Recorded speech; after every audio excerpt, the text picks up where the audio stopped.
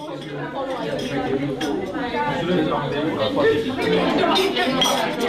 was an awesome session, and we had quite a discussion healthy discussion on how to reimagine Pakistan. I think at the base of it, young people more and more, if you ask me, are drawn to political change without the violent component to it. So today's topic, reimagining Pakistan, I believe couldn't have come really at a better time. Certainly the Mumbai attacks are on everybody's mind. The big discovery of Osama bin Laden. India's destiny, whether you like it or not, is attached to the Pakistans because we're geographically linked and we cannot really run away from each other. And that means wars there will have an impact here, and at the same time peace there will have a peaceful effect in this country as well. The biggest proof to me that a system works in Pakistan is through 2007-2010 you saw 500 acts of terror inside Pakistan. There must be some force, some reason why that kind of terror did not cross the border. If the drone attacks continue, it means that anti-American feeling in Pakistan will continue. It is the US that originally built the Taliban into the force that they did. So what are some of the entrenched beliefs about Pakistan, which I think all of you need to start challenging?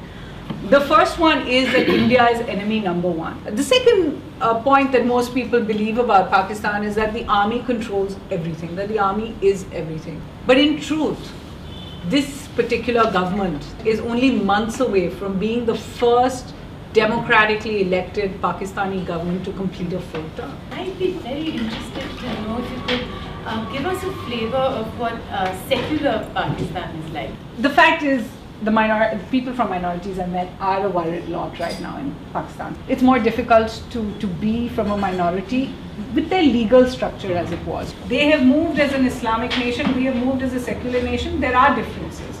They have had the army in charge, we have had politicians in charge. There is a difference. But we know instinctively that whenever we go to any other part of the world, it's always the Indians and Pakistanis that get together. Whether it's in universities, whether it's at the United Nations, you have to see, because there are these Indians and Pakistani diplomats at each other. But as soon as they walk out from there, nobody else can get in between the two of them. Pakistan is an Islamist state. So consensus building should not be that big an issue because people are more or less like-minded.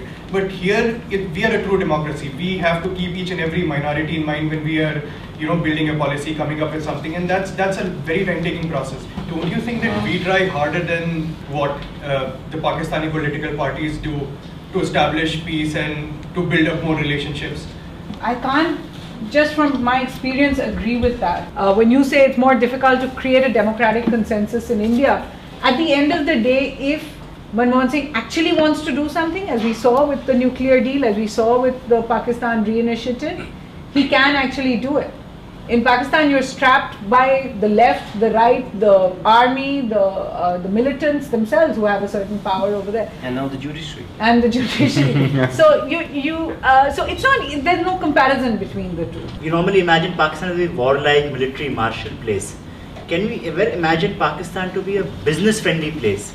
We would be blind not to be able to see the possibilities of working, of dealing with people just across the border. On both sides, the visa situation is the most crippling to business. If this visa regime goes through and businessmen can get 2-year visas, that will make a huge difference. In terms of working with each other's countries, it will happen so long as there is a certain level of stability in both countries and a certain level of stability in the ties between the two countries. I'm just one of those people who believes that the only solution, if there is one only solution, is that more people in India travel to Pakistan and that more people in Pakistan travel to India. Because I genuinely feel that we all live right now with the luxury of being able to dehumanize the other.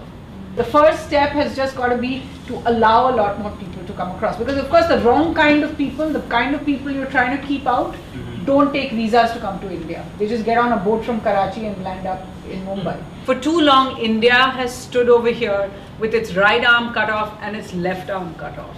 There is a solution. It comes from your generation making much more of an effort to cross that border. Hopefully this visa liberalization will come through and it will become a reality. If you don't know where you're going, any route will take you there.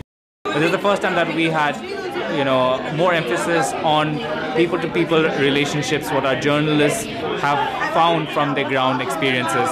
So that added a unique perspective to our previous discussions on India and Pakistan. And I don't think many of us realize, but Cafe Coffee Day is actually the only Indian company with a retail outlet in Pakistan.